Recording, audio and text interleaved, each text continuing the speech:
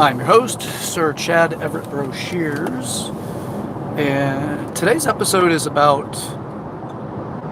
being the idea to somebody else or being who you truly are.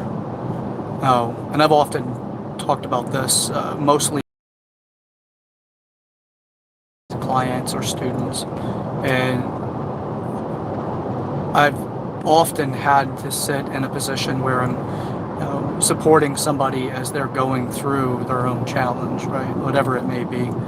Often relationship challenges, but there's others, but predominantly this one has more to do with relationships, within, intimate partnership type relationships, uh, boyfriend, girlfriend kind of things.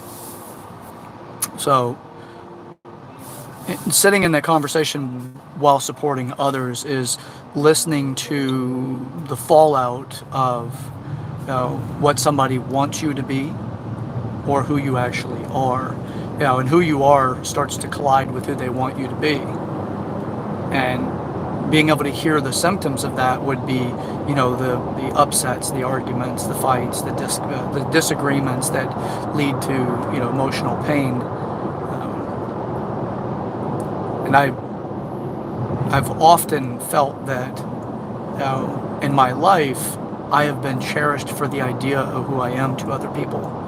And speaking about it on a very personal level, it's incredibly easy for people to find specific attributes about you that they like, they cherish, they want to have in their life, and those attributes be the thing that they're specifically focused on or more focused on than other aspects. And in the earlier phases of the relationship, as you really don't know the person in the discovery phase of the relationship, which I've talked about in the previous episode, but I'll recap now.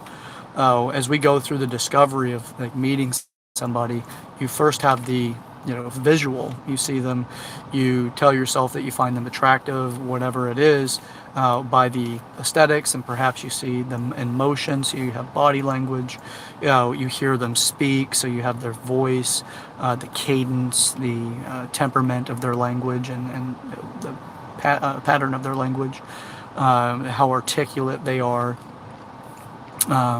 You may smell them, so you have a fragrance to think to yourself something about their fragrance. You'll have all of these variables. Maybe when you touch them, you recognize the softness of their skin, or the maybe if they're in good shape, the rigidity of their body, or the sculpting of their body, whatever it might be. You start to get these patterns of recognition for this person that your sensory system is using to qualify this other person to you, not just solely based off of visual. And we continue this process. In the beginning, it's also why we find ourselves so incredibly drawn towards somebody that meets specific criteria that we have been looking for, that we have wanted to have in our life. So we tell ourselves that this person is the one, right? This one is the high probability of being the one, so you get the emotional opportunity of feeling like you're going to become more complete. Somebody else is going to help you experience life at another level. And it continues to build onto that, the dream and the fantasy of the person. We all fantasize when we meet somebody about how the person's going to be, and then we start to create who they actually are inside of that fantasy. And sometimes it diverges from the fantasy and we find ourselves less interested and move on, or working our way through. Often in that scenario, there's emotional coercion that takes place, where as we're working our way through, there's the beginning stages of developing affinity with the other person. As your rapport grows into affection, you start creating these patterns of things that somebody likes. Let's say that it's the emotional expression, the hugging, the kissing, or specific sexual things that you may do for the person. Just tasks, maybe you do chores for them. Whatever it is, you create these things that have affectionate values. That is an expression that you have.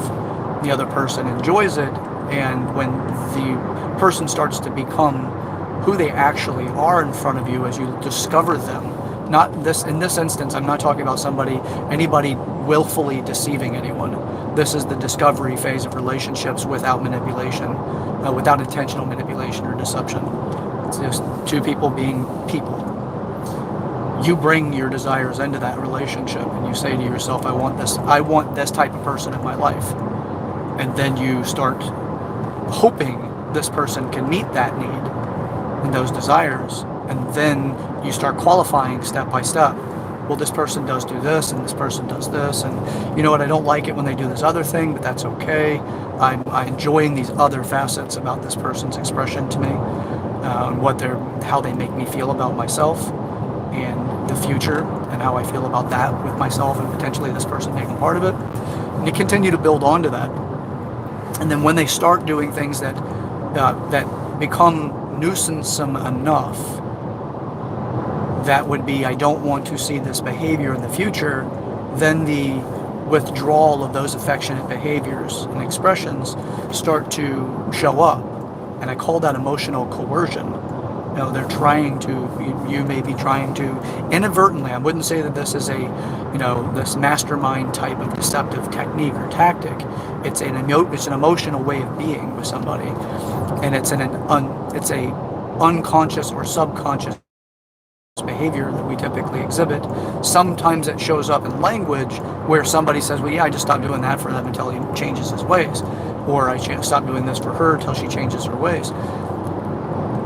To me, that's somebody who is now willfully being deceptive and manipulative.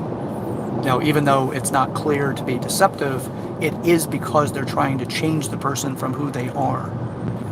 Now, and that can very well be that from the very beginning, their expectation is they be somebody else. You know, that emotional coercion comes in to start sculpting the person into being who you've wanted to date this entire time, and you feel like you have the right amount of clay to carve it out. But how incredibly challenging that can be. Just the majority of us don't want to consciously know that's happening to us in a relationship, because it makes you feel like the other person doesn't want you for who you are. They want you for who you can be. Now, there's a difference between who you can be because of your life goals, and they see your goals and they're supportive of that, and they're trying to help you achieve that. But there's another one where they try to change your nature of who you actually are. Not the goal is to establish something in your future, but the nature of who you are at this time. Now, there are things, like I've discussed, the hero's journey. And the hero's journey is the knight that's job is to save the damsel in distress, or the princess.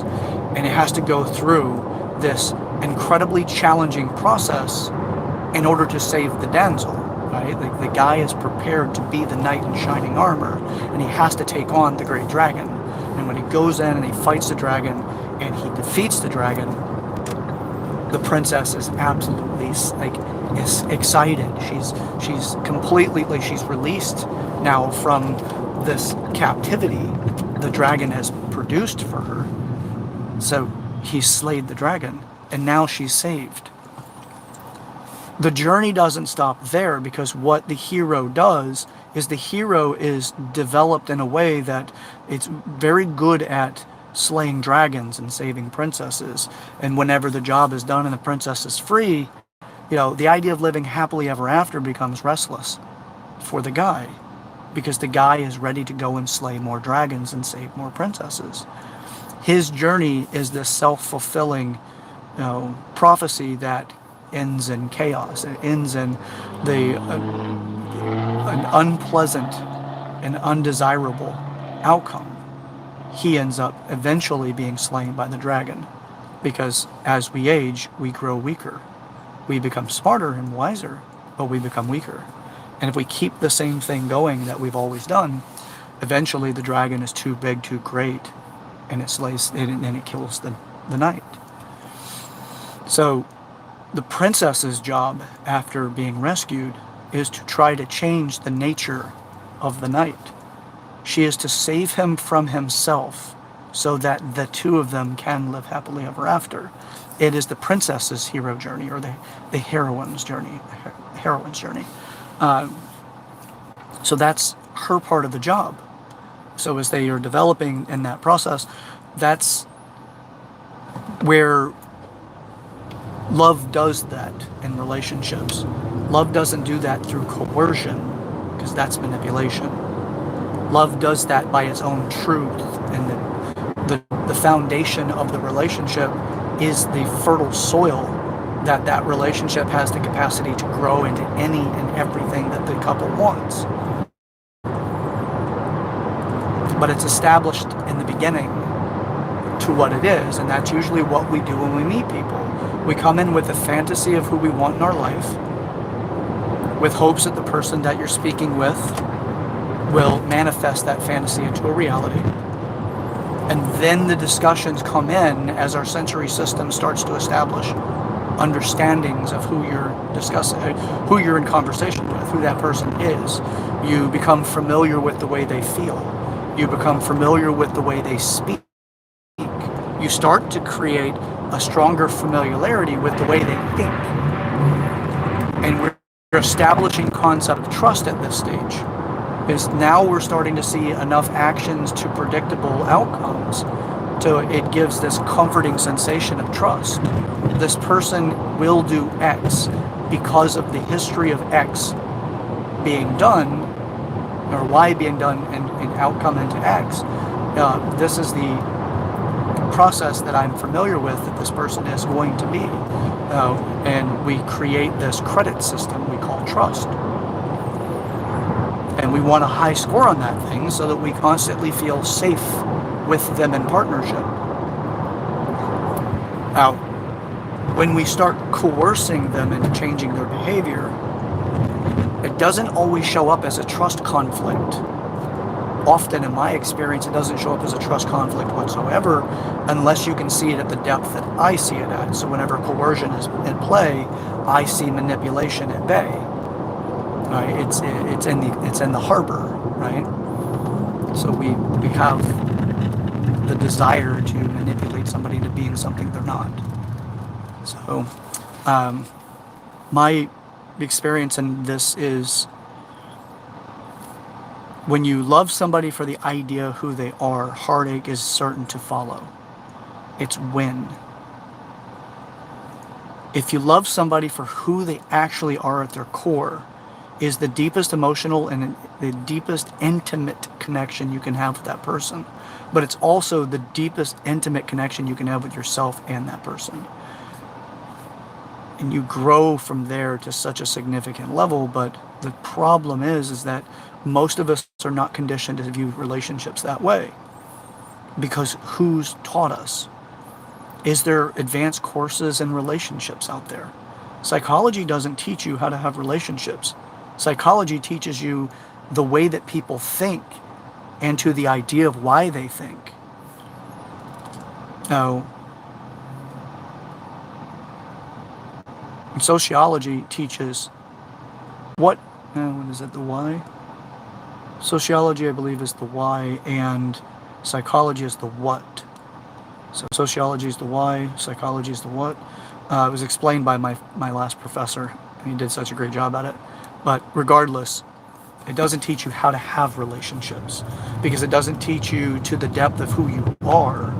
In my experience, the majority of people that have become psychologists, or at least got advanced degrees in psychology, spend the majority of their time diagnosing other people but avoiding themselves.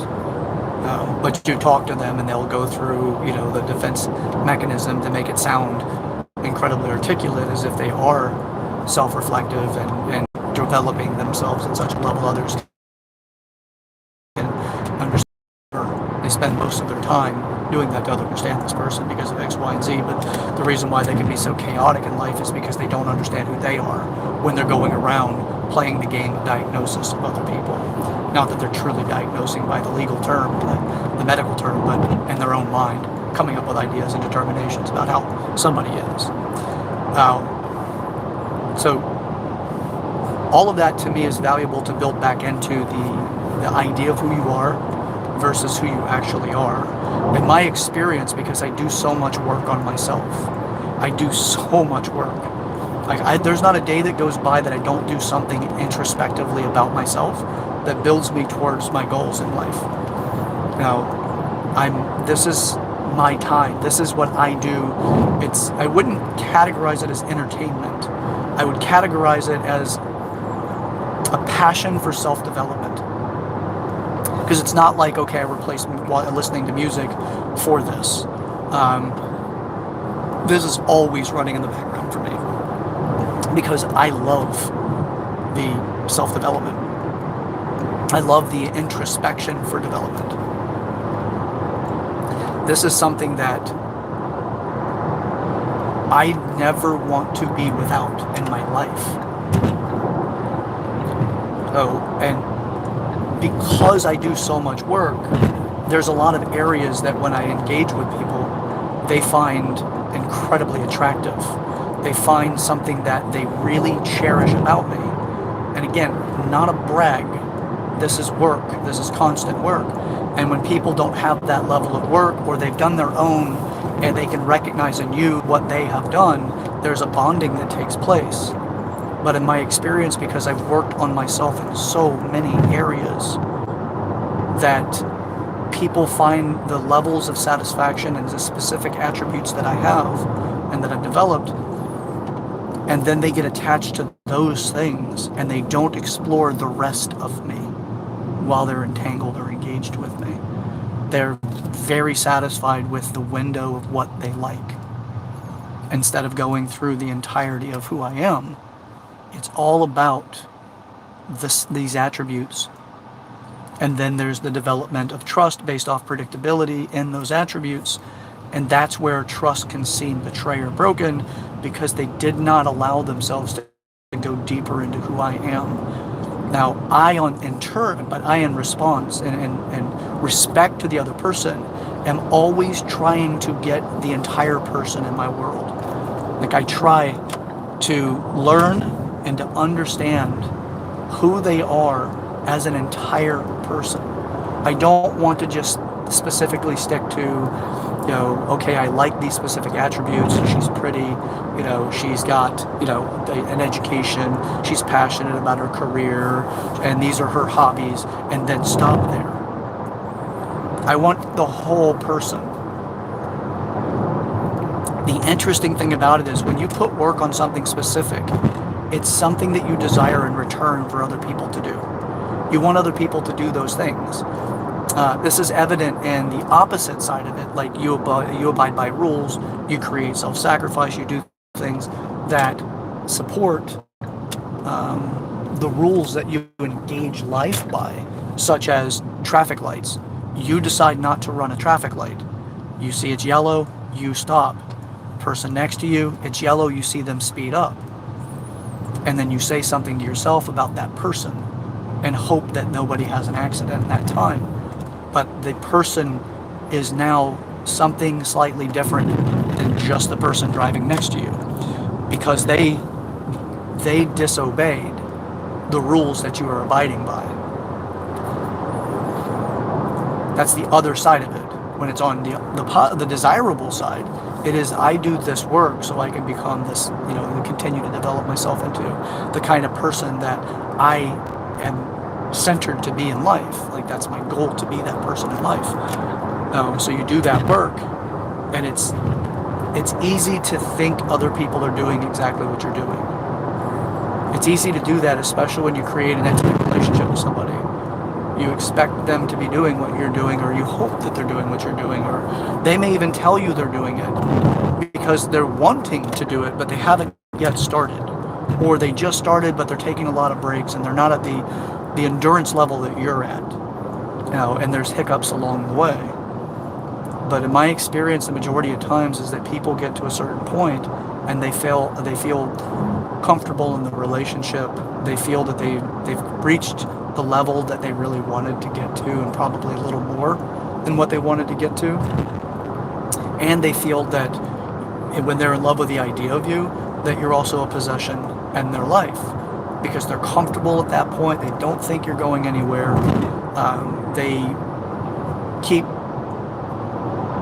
Their behaviors start to reduce, and the expressions that you may have found yourself loving about the other person, and you try to continue to develop those expressions and get them out.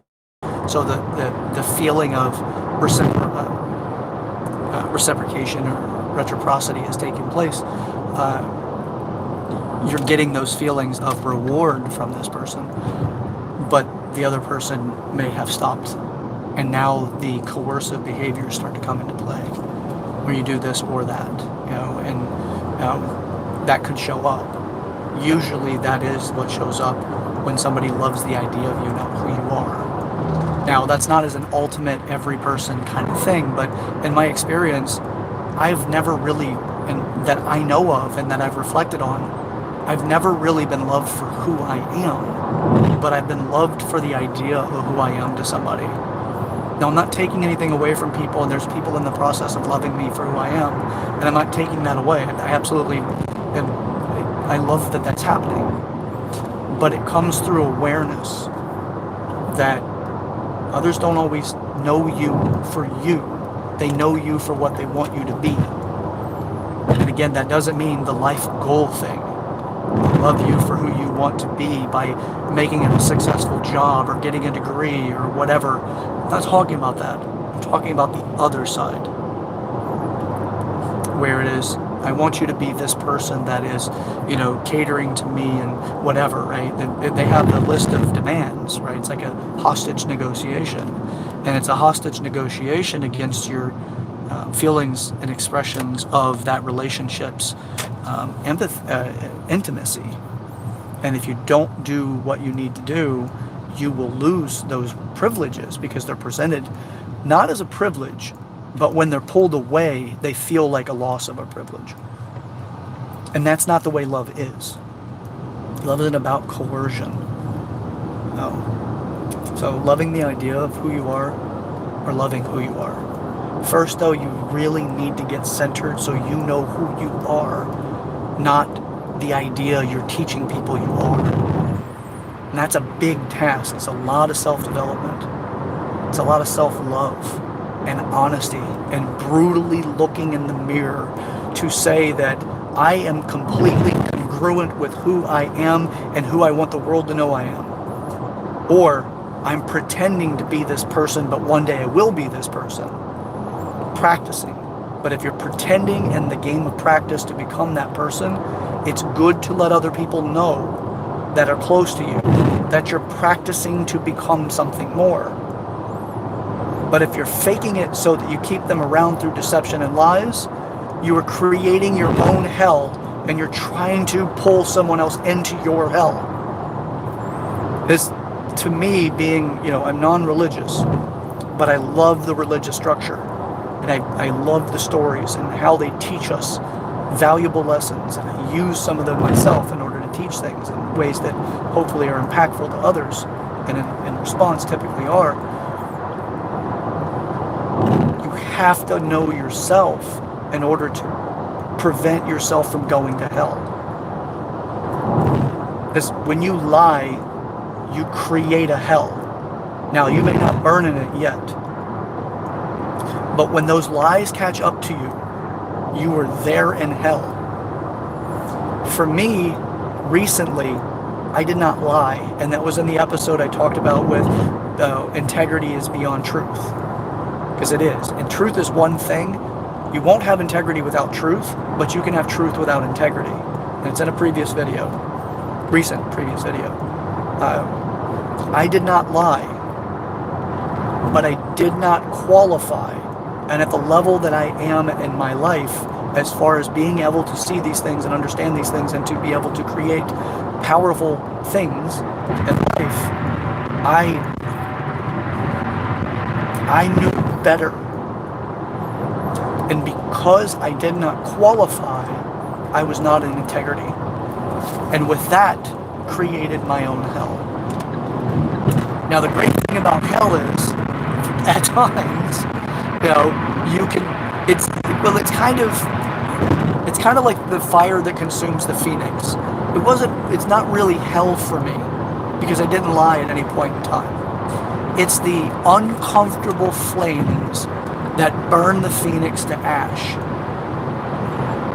And the lesson for me is that qualifying is essential for integrity. And that's a major lesson. It sounds simple, but in practice, it's such a major lesson. And for that, I know what it's like to feel like you're in hell, because I journeyed through that in the flames of the phoenix as it was burning. I journeyed through that by being aware that my agreement and living to my agreement exactly as it was not going to continue, because to the other person they were betraying. And that's the inferno that the phoenix burns within. And for me, I'm very high in trait consciousness. I'm very conscientious. I take things seriously, especially when it has to do with who I be with others. I am so incredibly responsible for myself. Like, I clean up trash in the restrooms and pick up trash out in the streets and whatever. Walk my dog, I pick up garbage. I do things to try to make the world in all aspects better because I was there. That's a task that I take on for myself, that I've added to my own personal integrity.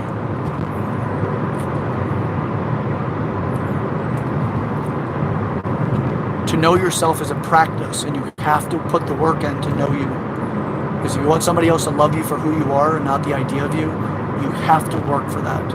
And that's a part of it. For me, my integrity is just absolutely necessary for me to have the world that I plan to create, and to make the impact on the world that I plan to make. So I'm not a licensed therapist or a clinical worker or anything like that. I'm sharing my experiences in life with anyone who's interested in learning and listening and possibly taking something from it, to continue a ripple effect of creating more centered and compassionate and well-balanced, mature people in this world. So, with that, I'll leave it here. I'm just about at my destination. But I do want to say that it's a painful realization to come to when you find out that people love you for who they want you to be, or the idea of you, and not who you are. And if you've recognized that, as I have recently, and I've known this, but I had the deep realization that this has been the plight that I've lived because of the way I live. That I have the hope, I have the opportunity that comes out of this. That is that I can now be responsible. More responsible than I was. Because that's the key to success, is to be responsible. So I don't blame anybody. Not a single person. No one's at fault in my life but me. I'm responsible. And I plan to always be that way. Is once you blame someone else for what's going on in your life, you are powerless. Not completely powerless, but you are powerless, because you are giving somebody else your power by taking away your responsibility, your work. So with that, that's the end of the episode for now. This again is Sir Chad Everett Broshears. I am your host of Growing Up in the Wilds of Suburbia. This is a challenging opportunity, but yet what better one in the world to take on. It's not easy, so stick with me. I'll catch you next time. See ya.